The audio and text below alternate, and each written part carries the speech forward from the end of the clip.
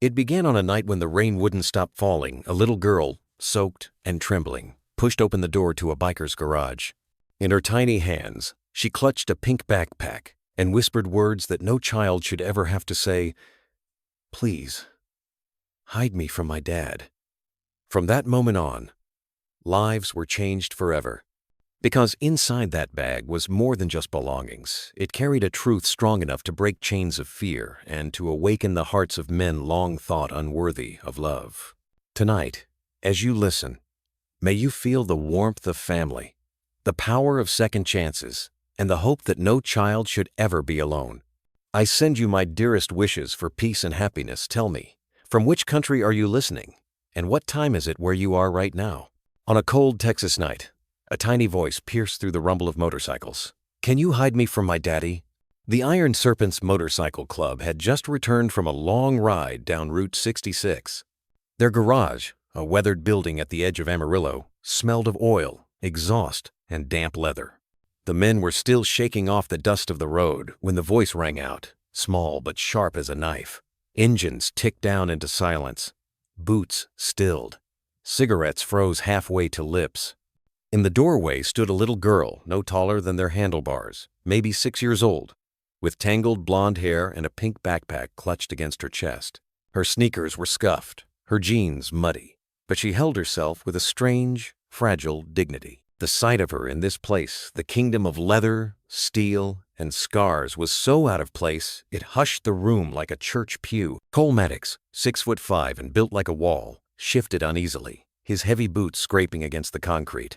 Jax Calloway, younger and always quick with a grin, half smirked as if waiting for someone to tell him this was a joke. But the girl didn't smile. Her eyes, gray-blue, wide with fear, yet oddly steady, made it clear this was no prank. Declan Hayes, the president of the Iron Serpents, stepped forward. He was a man carved out of mistakes and years on the road, his silver beard catching the yellow glow of the hanging bulbs. He had a reputation that made most men step back when he approached. But tonight, he bent his knees slowly until he was at the girl's level, his voice carrying the gravel of age and the unexpected trace of gentleness. "What's your name, sweetheart?" She hugged the straps of her backpack tighter, her knuckles pale. Lila Whitmore." The room fell quieter still. A wrench slipped from someone's fingers and clanged against the floor. Outside, a semi roared down the highway, fading into the distance, leaving only the smell of rain on the wind. "I can't go back," Lila whispered, her small voice trembling.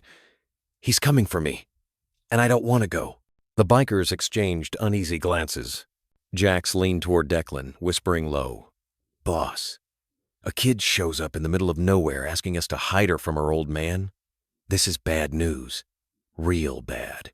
But Declan didn't answer. His eyes stayed locked on hers.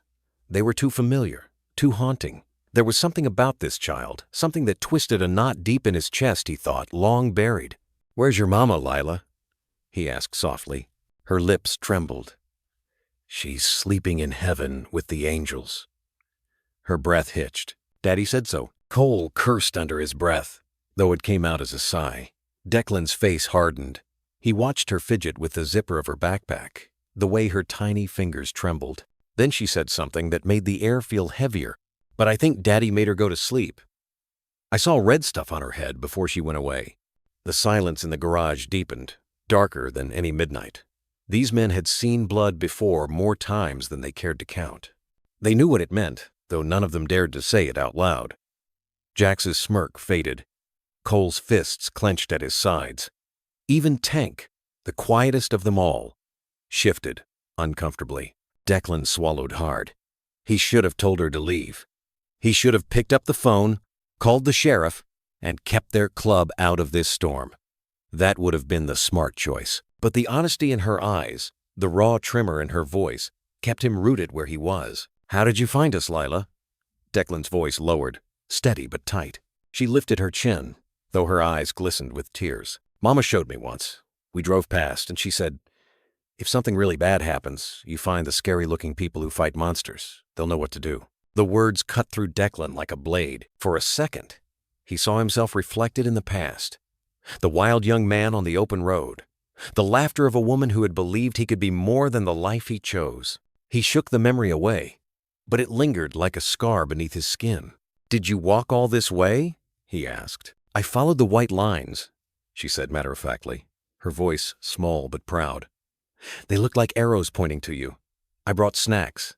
And she set the backpack on the floor, her little hands fumbling with the zipper. The men leaned in, forming a circle around her. A dozen leather jackets, tattoos, and scars hovered over one fragile child as she crouched on the cold concrete. She pulled out a paper bag of stale crackers, a juice box, and a stuffed rabbit with one ear hanging loose. Then she hesitated, her eyes darting toward Declan before reaching deeper. From the bottom of the bag, she pulled out a photograph. Its corners were frayed, the image faded, but it still held enough clarity to slice open a man's past. She held it up with both hands, fingers smudging the glossy surface. The photo showed a young woman smiling in the sunlight of Route 66, her hair blowing wild in the wind, her arm raised as if waving. And in the blurred background, leaning casually against a motorcycle, stood a younger Declan Hayes. The garage dissolved around him. For a moment he was 20 years younger, standing in the glow of that same sun, hearing her laughter ring against the highway sky. Caroline. Her name surfaced, unbidden and bittersweet. Caroline, the one who had believed in him once. Caroline, the one he had let slip away. Declan's breath caught in his throat. His scarred hand, rough and unsteady, reached toward the photograph. The girl's gray-blue eyes, so much like Caroline's, watched him with a trust that burned hotter than any engine. She had no idea what ghosts she had just unleashed. Declan's scarred hand hovered over the photo, his face pale as if he recognized something he shouldn't. The clubhouse of the Iron Serpents had settled into an uneasy quiet after the girl arrived. Outside, the storm had thickened, a steady drizzle tapping the roof, while the neon of a half-broken sign sputtered through the mist. Inside, the long wooden table scarred from years of beer bottles and knife games now held something unexpected, a pink backpack belonging to Lila Whitmore. Declan Hayes leaned against the wall with his arms folded, though the movement did little to still the thundering in his chest. The photograph he'd slipped into his pocket weighed on him like a brick. Caroline's face smiled up from that paper in his mind, refusing to fade. He had spent years locking that memory away, and now it had walked right back into his garage on the shoulders of a little girl. "Come on, kid," Jack said, forcing a crooked grin, though even his voice came out softer than usual. "You made it all the way here. Might as well show us what's in the bag." The girl perched on a chair far too big for her, her muddy sneakers not reaching the floor. She hesitated, looking at Declan as though seeking permission. He gave the faintest nod, his expression unreadable, and she pulled the zipper slowly. The first thing she brought out was a crumpled paper bag. Inside were a few crackers, crushed and stale, and a juice box half warm from the road. She placed them carefully on the table, then added a single apple, bruised on one side but intact. Cole Maddox shifted closer, his shadow falling across the table. "Kid carried food like she was crossing the desert," he muttered, his voice more reverent than mocking. Lila's small hands went in again.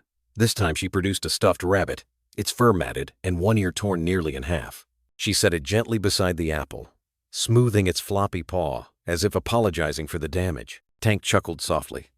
"Looks like he's seen better days." "It's Mr. Buttons," she corrected, her eyes flashing with a hint of defiance. "Mama said he's good at keeping secrets." The bikers exchanged glances but said nothing. The garage was no place for stuffed animals, yet none of them dared laugh. Finally, Lila drew out something else. A small spiral notebook, its cardboard cover decorated with doodles of flowers and crooked stars.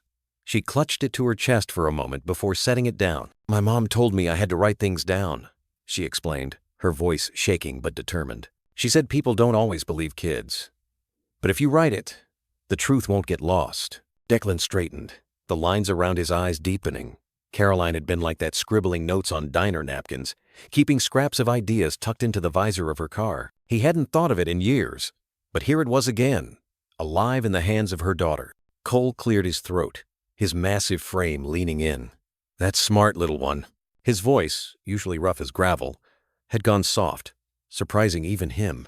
Lila looked at him and shrugged. "I don't feel smart. I just don't want to forget her." The words landed heavy. Declan's gaze flicked toward the notebook, then away, as if afraid to see what truths it might hold. "What else?" Declan asked quietly. She dug deeper, her hands disappearing into the backpack. When they emerged, they held a keychain shaped like a cat, dangling a tiny silver USB drive. The little device swung between her fingers, catching the dim light. "My mom said this has things that matter," she whispered. "She told me if she couldn't come back, I had to keep it safe until I found the right people." She looked directly at Declan, eyes wet but steady. "She said scary-looking people fight monsters." The men froze. Cole leaned back. Tank sucked in a slow breath, and Jax rubbed the back of his neck. The only sound was the rain sliding off the roof. Declan stared at the USB drive. His gut told him it wasn't just a trinket. Caroline had left something behind, something big enough that she would entrust her daughter to carry it into the arms of strangers. Lila placed it carefully on the table beside the notebook. Then she reached into her bag one final time, pulling out the photograph once more. The paper was bent and worn, but its truth had not faded. She laid it flat in front of Declan. The woman in the picture was caught mid-laugh, hair flying in the sun, her joy preserved in the moment. Behind her, leaning against a bike like he had nothing to lose, was Declan Hayes, decades younger but undeniably himself. The room shifted. Jax's mouth dropped open, Cole's brow furrowed. Tank turned to glance at their president as if seeing him for the first time. Declan's chest tightened. He had worked so hard to bury Caroline's memory, to keep the past from bleeding into the present. But here it was, undeniable, carried in the hands of a child who looked at him with expectant eyes. "Do you know her?" Lila asked, her voice no louder than the rain on the roof. Declan's throat constricted. The question was simple, but the answer carried the weight of decades. He forced himself to meet her gaze, though his vision blurred for a moment with memories that had no business returning. "I used to," he managed at last, his voice husky, barely audible. Lila studied him, her expression thoughtful, almost solemn. She hugged the notebook tighter against her chest, as though it might shield her from the silence that followed. "Mama said the truth always comes out, even if it has to walk a long way first." No one spoke. The rain outside slowed to a drizzle, the occasional gust of wind rattling the clubhouse windows. The bikers, men who had faced down gangs, debt collectors, and highway fights, sat unmoving around the table, as if the little girl's words pinned them to their seats. Cole shifted uncomfortably, scratching at his beard. "Kid's got a point," he muttered, though his eyes stayed fixed on Declan. Jax leaned forward, his grin long gone, replaced by something sharp. "Boss, you gonna tell us what's going on here? You're in that picture. That's you, isn't it?" Declan didn't answer right away. He ran a hand down his beard, buying time he didn't have. The truth swirled at the edges of his mind, tangled with regret and shame. He could almost feel Caroline's presence in the room, see her standing there with that stubborn smile. She had always believed he could be more than what he was. And he had proved her wrong. His eyes returned to the photo. Caroline looked alive in that image, vibrant in a way memory had dulled. And now her daughter, his daughter, the thought slammed into him before he could push it away, sat in front of him, clutching a notebook full of truths. Lila's small voice broke the silence again. "She told me to find people who fight monsters. That's what you do, right?" The men around her shifted. Declan felt their eyes on him, waiting for his response, but his chest was a battlefield of old ghosts. He wanted to deny it, to keep the past locked away where it couldn't reach him. But the words stuck in his throat. Finally, he pushed himself up from the wall, his boots heavy on the concrete floor. He reached for the photo, his scarred hand shaking more than he would admit. His thumb brushed across Caroline's face, the image too familiar, too painful. The garage was silent, except for the soft hum of the rain easing off. Every man in the room waited, some leaning forward, some holding back, but all caught in the weight of the moment. Declan's breath was ragged when he finally spoke. His voice was low, almost a whisper, as though he didn't want the truth to echo off the walls. "Caroline, what did you hide from me?" The words lingered, hanging in the air heavier than any smoke, heavier than any secret the serpents had ever kept. Lila's eyes widened, but she said nothing, holding the notebook closer, as if the answers might already be written inside. Declan closed his eyes for a moment, and when he opened them again, the world had shifted. Nothing in the room had changed the cracked concrete, The dripping roof, the neon glow from the diner across the road, but he knew his life had just been split into two parts, before this child walked in and after. Morning broke over Amarillo, with a pale, washed-out sun pushing through the clouds. The storm had passed in the night, leaving puddles on the cracked asphalt outside the Iron Serpent's clubhouse. A neon open sign buzzed faintly across the road at the Blue Sky Diner, its red letters competing with the smell of bacon and coffee drifting over on the breeze. Inside the clubhouse kitchen, the men of the Serpent sat gathered around a long, mismatched table. It was a strange sight. 12 hardened bikers leaning over plates of pancakes and eggs, the air thick not with smoke and curses, but the hesitant quiet of a new routine. At the end of the table sat Lila Whitmore, her legs swinging from a chair far too high for her. She had a juice box pressed between her hands, and on the plate before her was a stack of pancakes nearly taller than she was. Declan Hayes sat opposite her, his coffee cooling untouched. He had spent half the night pacing the hall outside her makeshift bed, listening for nightmares that, miraculously, never came. Now, in the morning light, she seemed almost like any other little girl, hair tangled, eyes wide, messy syrup across her cheek. Almost. But the photo in his pocket reminded him she was anything but ordinary. Cole passed her the syrup bottle, his thick hands surprisingly careful. "Need more, little one?" Lila nodded, smiling for the first time since she'd arrived. She drowned her pancakes in a golden flood, then glanced up as if worried someone might scold her. Instead, Tank chuckled. "Guess she eats like Jax," he said, earning a rare grin from around the table.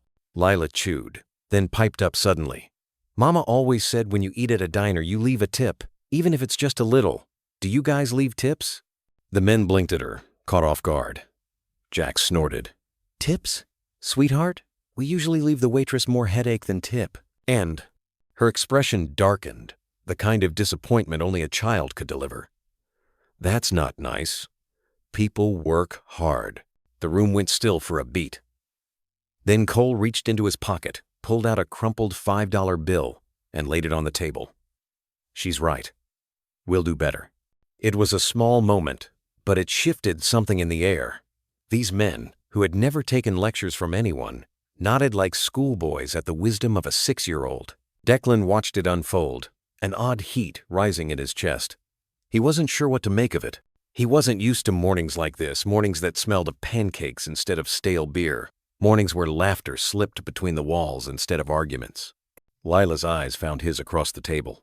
"If I stayed here, would you guys be like a family?" The question silenced the room. Forks paused, chairs creaked. Declan felt the weight of every gaze shift toward him. He set his cup down slowly, buying time.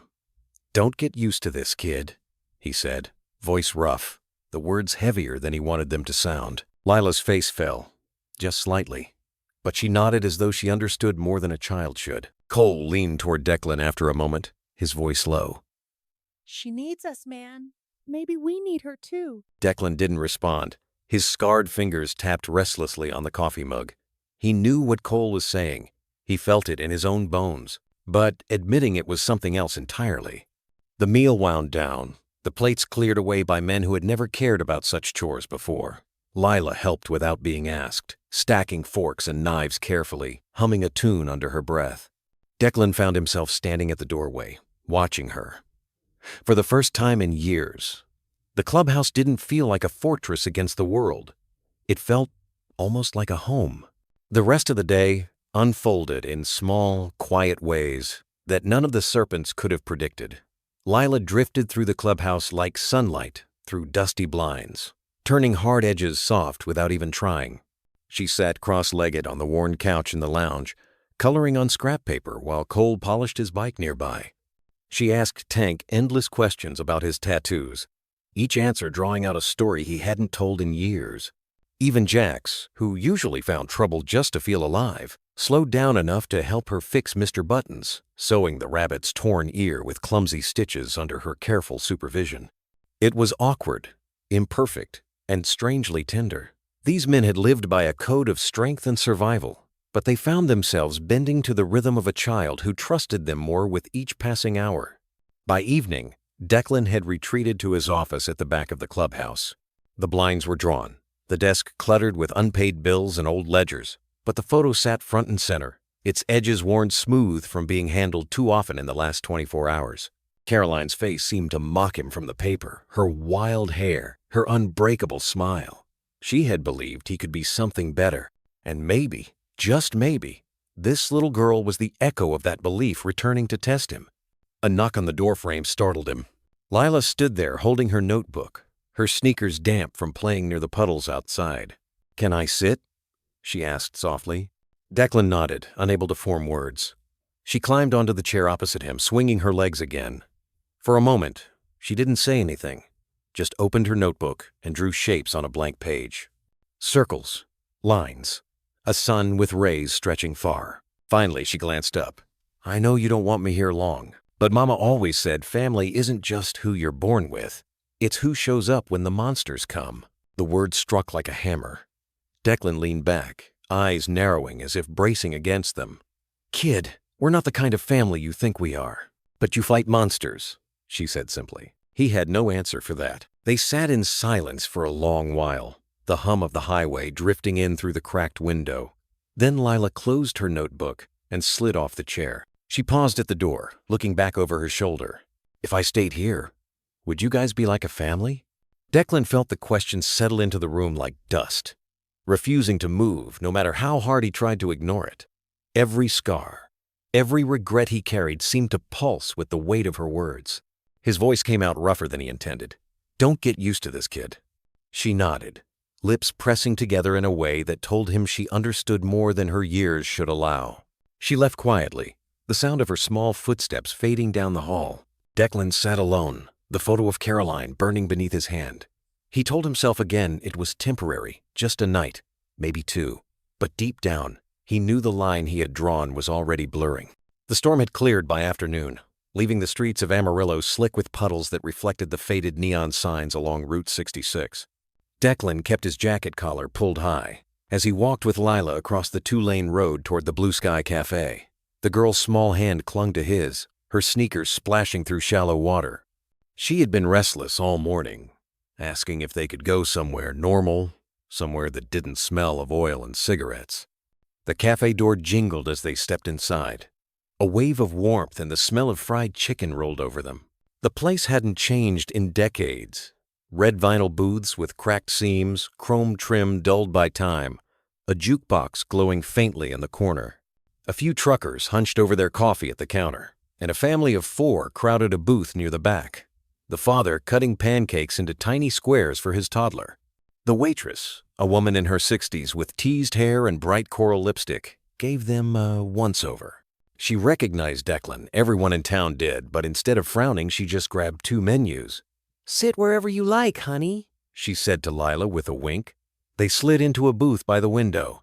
Lila perched on her seat, leaning across the sticky table to peer at the menu.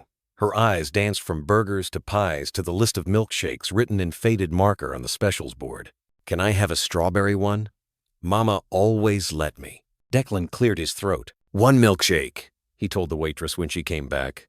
"And 2 burgers, fries on the side." His voice softened just a notch. "Thank you."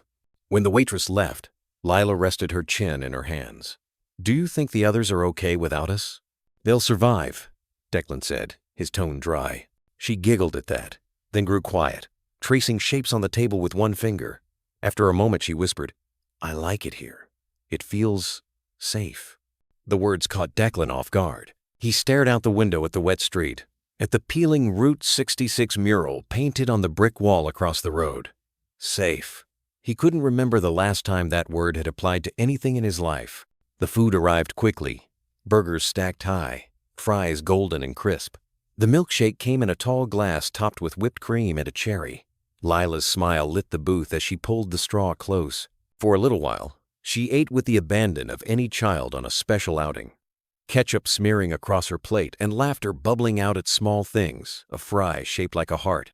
The jukebox sputtering to life with an old Elvis tune. Declan watched her in silence. Something about the sight stirred a heaviness in his chest. The way she kicked her feet under the table reminded him of a past he'd buried too deep. A past with a woman who laughed easily and believed in second chances. Caroline. He reached for his coffee, but before he could take a sip, The low growl of an engine drifted in from outside, not the familiar rumble of a serpent's Harley, but something heavier, smoother, foreign to this place. Declan's eyes narrowed as he glanced toward the window. The sound grew closer, a smooth purr that didn't belong to a trucker or a local. Declan's stomach tightened. Through the rain-streaked glass, a black sedan rolled to a stop against the curb. Polished chrome glinted under the fading light, the kind of car that cost more than most houses on this block. Lila froze mid-sip of her milkshake. Her hands trembled so hard the straw rattled against the glass. "That's my daddy's car," she whispered. Declan's jaw locked. He shifted slightly, angling his body so he blocked her from the window. But it was too late. The passenger door opened, and Martin Whitmore stepped out, tall, clean-shaven. His suit perfectly pressed despite the damp air.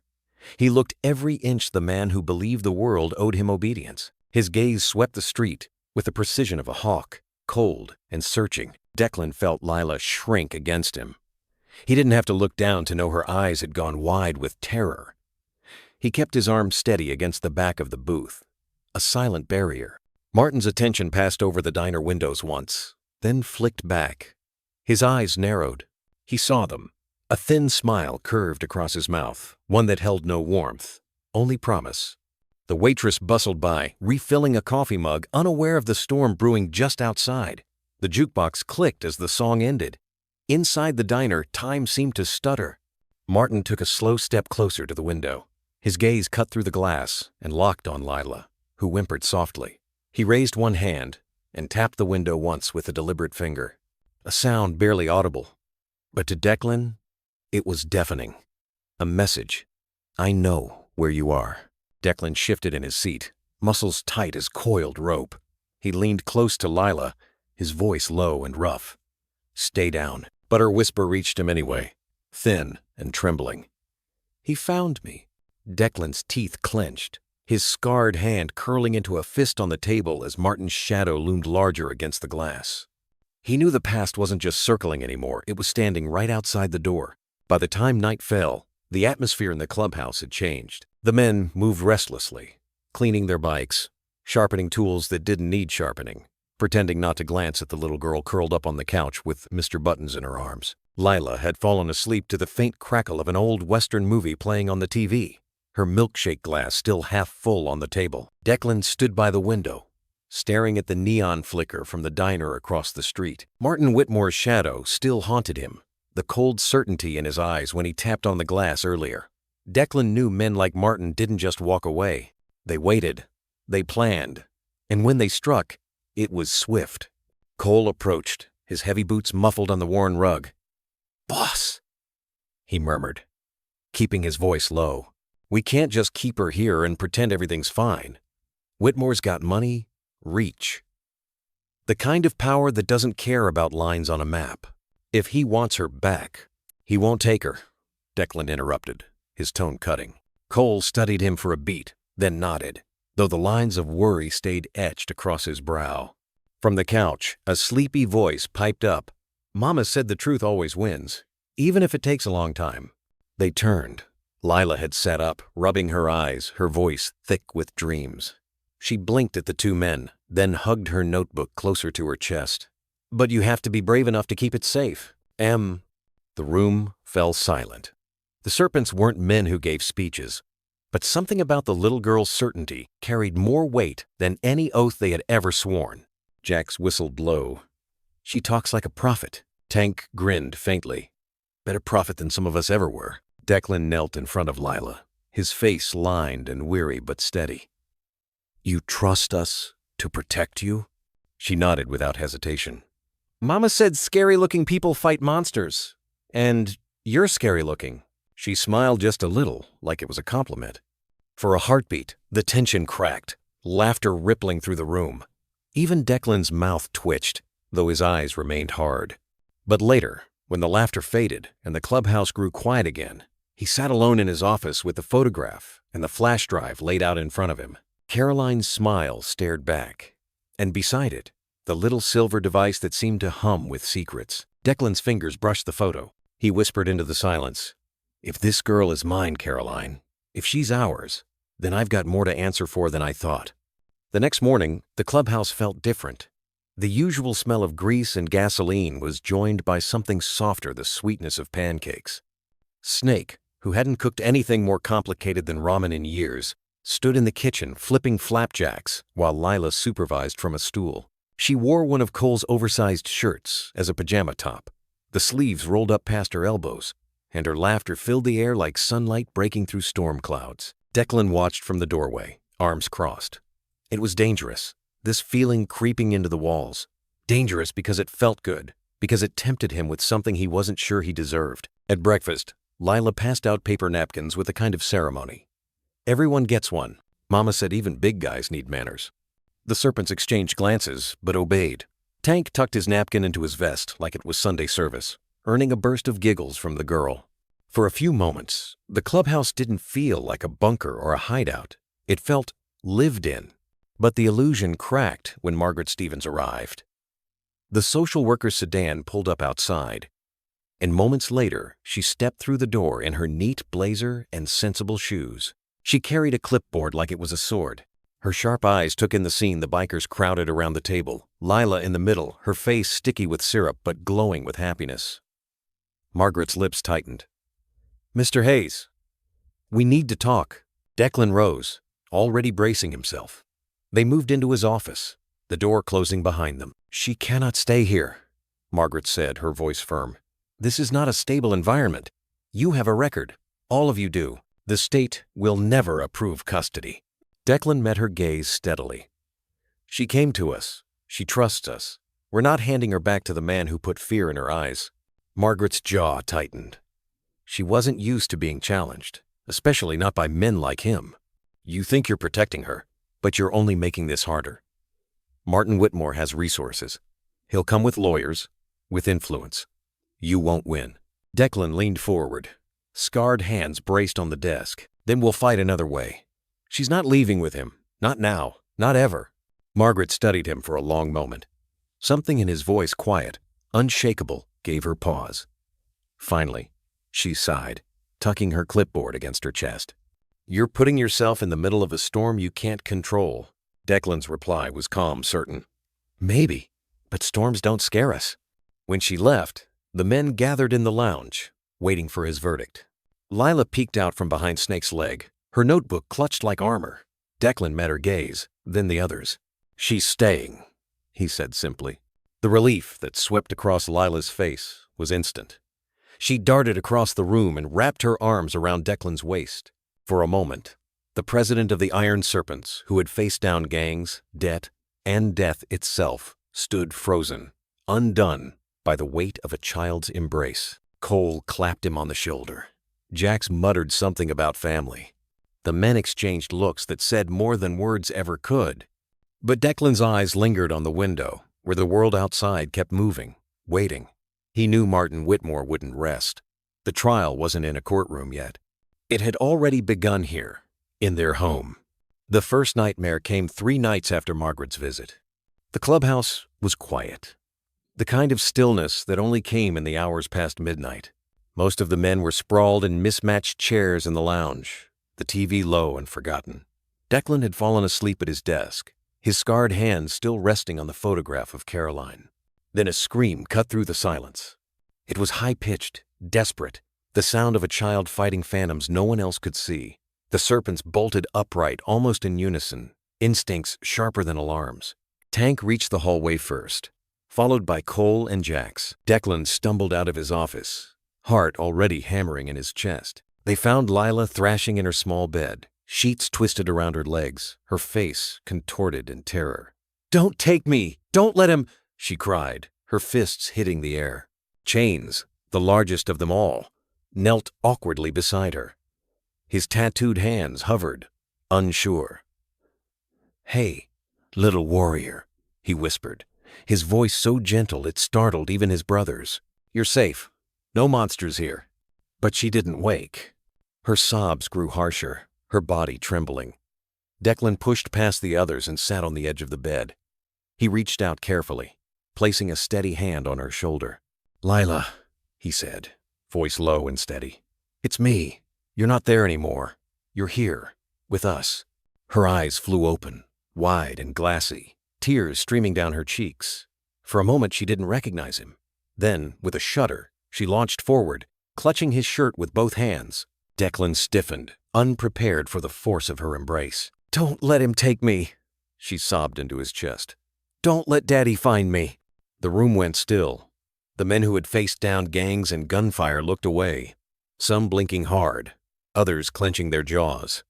Declan wrapped his arms around her, his voice rough but certain. "He's not taking you. Not now, not ever. I promise." Her breathing slowed gradually, the fight draining from her small body. Declan rocked her gently, like muscle memory he didn't know he had, until her sobs faded into hiccups. Snake reappeared from the kitchen with a glass of water, his eyes red-rimmed, though he said nothing. Cole laid a blanket over her legs. One by one, the men settled around the room, their presence forming a silent guard. When Lila finally drifted back to sleep, Declan eased her back onto the pillow. He lingered a moment, brushing a damp strand of hair from her forehead. Then he rose slowly, his gaze sweeping the room. "We don't let her face this alone again," he said. No one argued. The next morning, the clubhouse looked as though no one had slept. Coffee cups littered the table, and half the men still wore their jackets from the night before. Lila padded into the lounge with Mr. Buttons clutched tight, her eyes ringed with shadows. She hesitated when she saw them all watching her, then whispered, "Sorry, I woke everybody." Cole shook his head firmly. "Don't you ever apologize for having bad dreams, little one. We've all got 'em." Jax leaned back, arms crossed. "Mine just don't scream quite as loud." He winked, and for the first time that morning, a smile tugged at the corner of Lila's mouth. Declan motioned her over.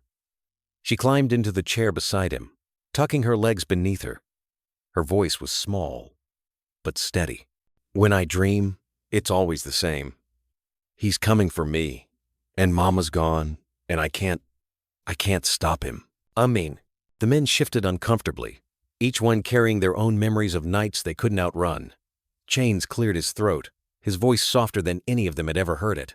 "You know, when I was your age, I had nightmares too.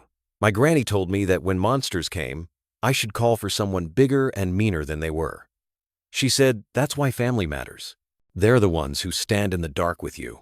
Lila studied him, her eyes wide. "And you guys, you'd come if I called?" Declan's answer came before anyone else could speak. Every time, no matter what. She nodded slowly, as if letting the promise sink deep into her bones. Then she opened her notebook, turning to a fresh page. In careful letters, she wrote 3 words at the top: "Family fights monsters." The men read it in silence. None of them laughed. None of them dismissed it.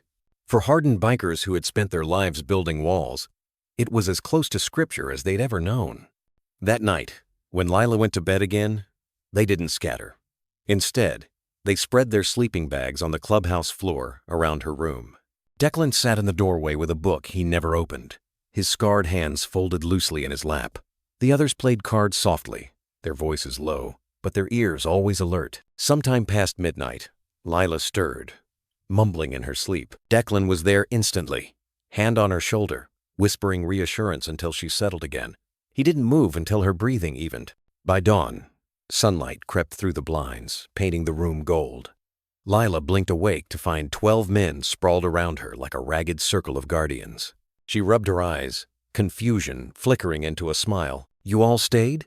she asked softly. Declan opened his tired eyes, voice rough but steady. "Of course we did. That's what family does." Her smile widened, small and shy, but real. For the first time since she'd walked into their lives, she looked like a child who believed she was safe. Declan leaned back against the doorframe, exhaustion etched into every line of his face. But somewhere beneath the weariness was a quiet truth he could no longer ignore. Protecting her wasn't just duty anymore. It was who he had to be. And maybe, just maybe, who he always should have been. 2 weeks later, the Iron Serpents found themselves in a place none of them ever imagined: the Amarillo County Courthouse. The bikes lined up outside looked wildly out of place against the white stone columns, their chrome gleaming in the Texas Sunday. Town locals slowed their steps, whispering at the sight of a dozen leather-clad men escorting a little girl through the front doors like she was royalty. Lila clutched Declan's hand tightly, her backpack bouncing against her shoulder. Inside, the building smelled of polish and old paper. A bailiff guided them to the family courtroom, where the benches creaked beneath the weight of the serpents. Margaret Stevens sat at the opposite table, her neat blazer unwrinkled, her file of papers thick. At the front of the room, Judge Patricia Williams peered over her glasses, her expression unreadable. "This case concerns custody of Lila Whitmore," she announced, her voice echoing off the paneled walls. Martin Whitmore rose smoothly from his seat on the other side. His lawyer, a tall man in a tailored suit, adjusted his tie. Martin's confidence filled the room like smoke. "Your Honor, my daughter was unlawfully taken by known criminals. I am here to bring her home." The words struck Lila like a blow. She pressed closer to Declan, whispering, "He's lying." Declan gave her hand a small squeeze, his face hard as stone. The state's attorney laid out the case, first pointing to Declan's record, the club's history of violence, the lack of a proper household for a child. The list was long and damning. Margaret added her professional skepticism, her voice calm but firm. "This child deserves stability. The environment she is in now cannot provide that." When it was their turn, the serpents shifted uncomfortably. They weren't used to defending themselves with words. Cole cleared his throat, his voice gruff. "We ain't saints, Judge, but we didn't steal her. She came to us, terrified. We gave her food, a bed, and a promise." Tank added, "She's safer with us than she ever was in that house." Jax muttered, "And we can prove it." He dropped the flash drive onto the table with a faint clink. Gasps rippled through the courtroom. The judge gestured for it to be collected. But the moment that silenced everyone came when Lila herself rose from her seat. She held her notebook in both hands, trembling but determined. "Excuse me, Your Honor," she said softly. Judge Williams regarded her carefully. "Go ahead, sweetheart." Lila opened the notebook, flipping to a page filled with careful writing. "This is what my mama told me. When the monsters come, find people who will fight them with you. That's what they did. They fought for me. They didn't have to, but they did. Isn't that what family is supposed to be?" The courtroom held its breath. Declan stared at her, something breaking loose in his chest. He hadn't asked her to speak. She'd chosen it. Judge Williams' gaze softened, though her tone remained formal. "Thank you, Lila.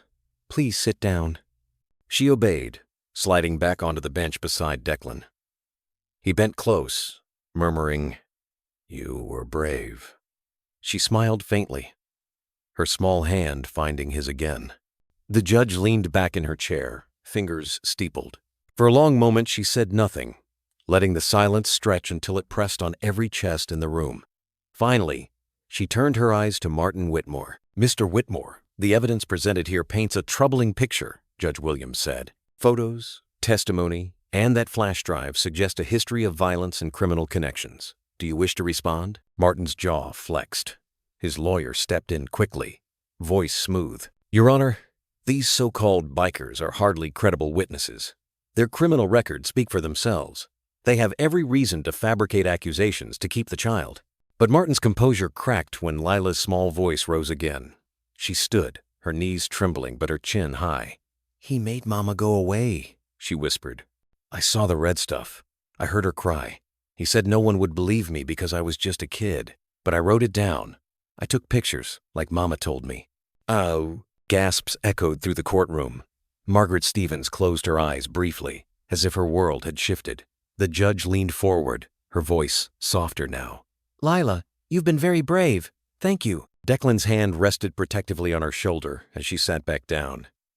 He could feel her trembling, but he also saw the steel in her eyes. She had carried truth heavier than any child should, and today she had set it down for the world to see. When closing arguments ended, the room seemed to hold its breath.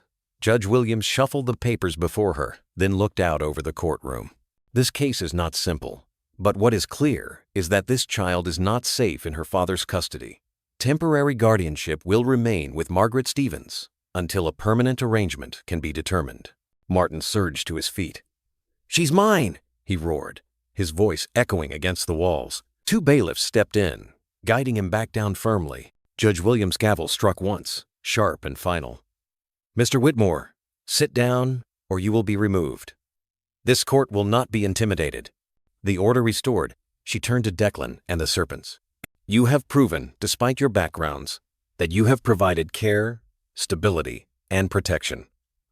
The court will review a longer-term placement pending further investigation. It wasn't full victory, but it was enough. Lila clung to Declan as the room buzzed with voices.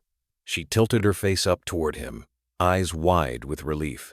"Does that mean I can stay?" Declan bent low, his scarred face close to hers. "It means they're starting to see what we already know." For the first time in years, his words didn't feel like defiance.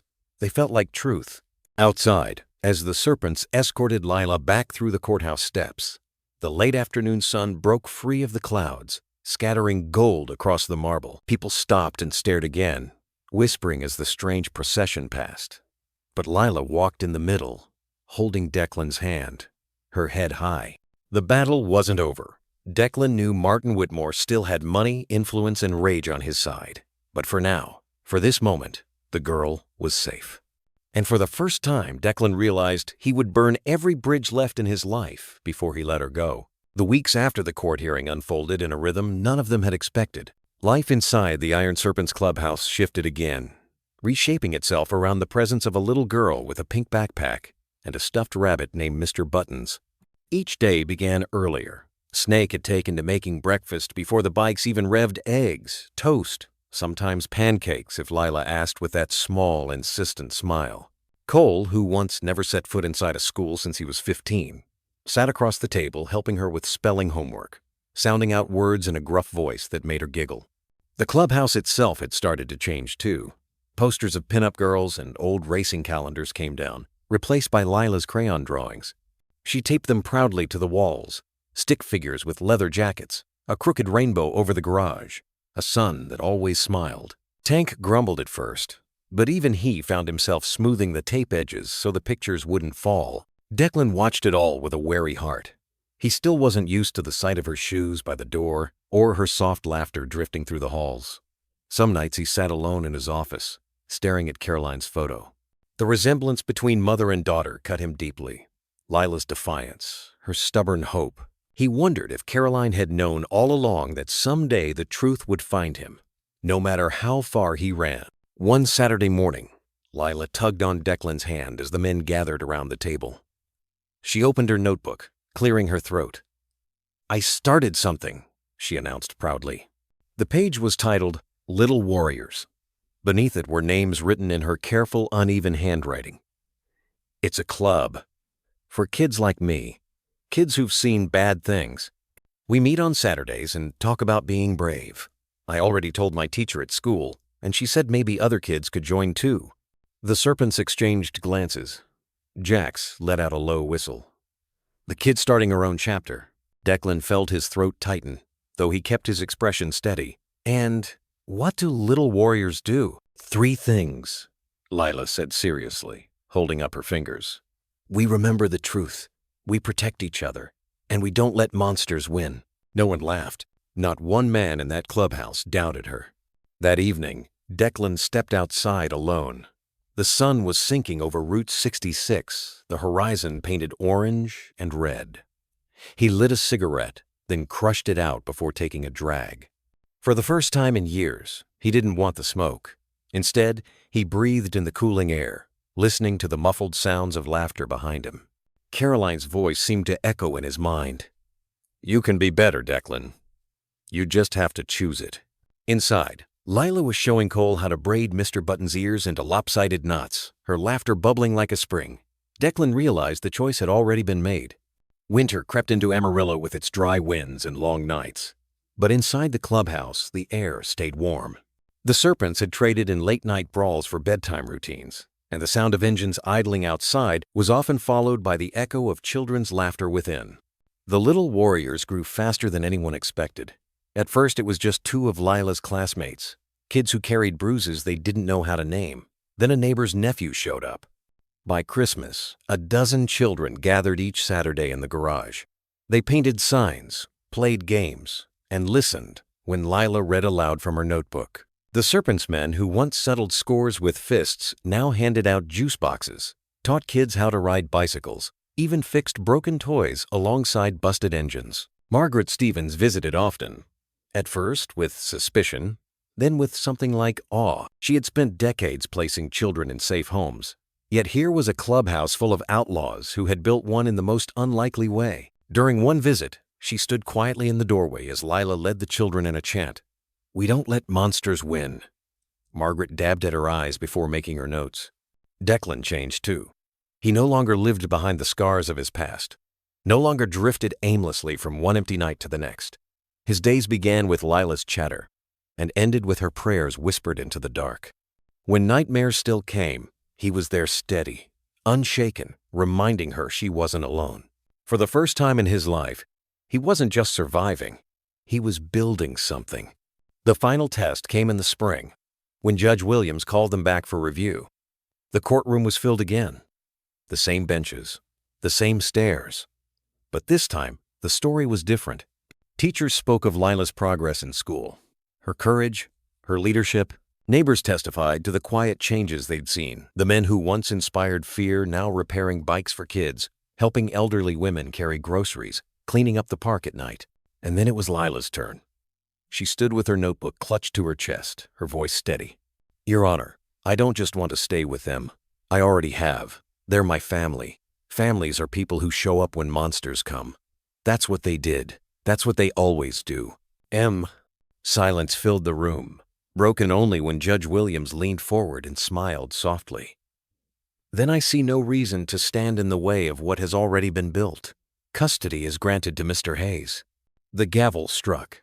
The sound echoed like thunder. Lila let out a squeal, throwing her arms around Declan's neck. "Daddy!"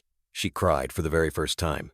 Declan froze, breath-catching, before slowly wrapping his arms around her. The word cut through him, not with pain but with a healing he didn't think possible. That night, the clubhouse erupted into the loudest celebration Amarillo had ever seen. Bikers danced awkwardly to country music on the jukebox.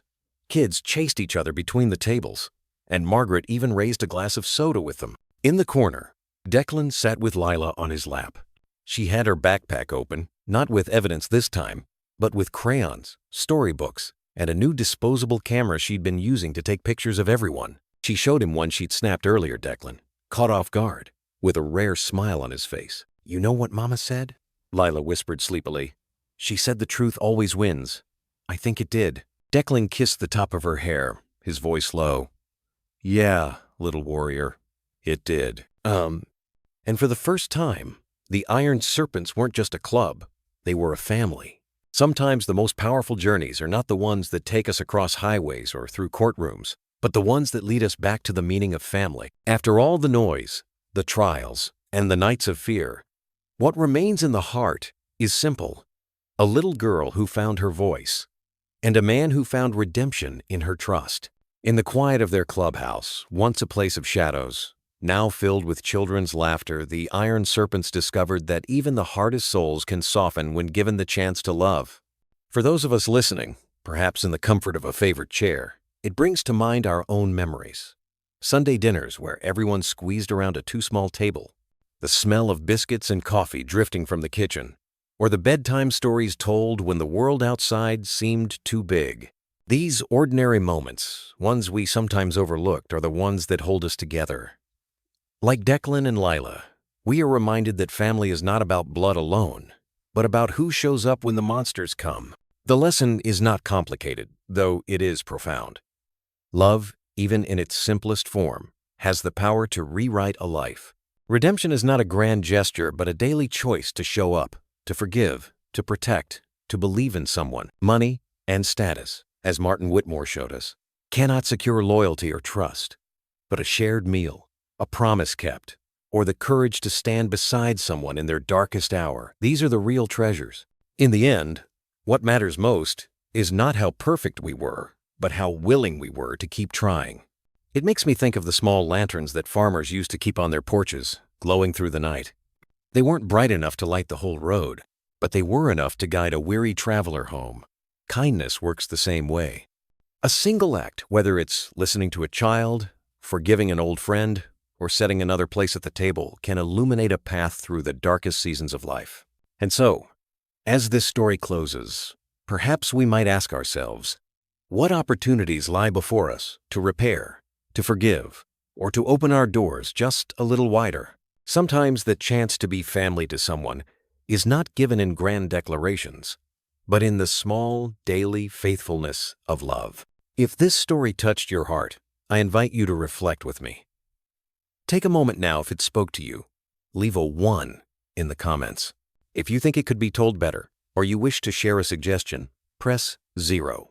Either way, your voice matters, because stories like this are not only told, they are lived, and perhaps, in sharing, we remind one another that redemption is always possible, and that no one is too broken to belong.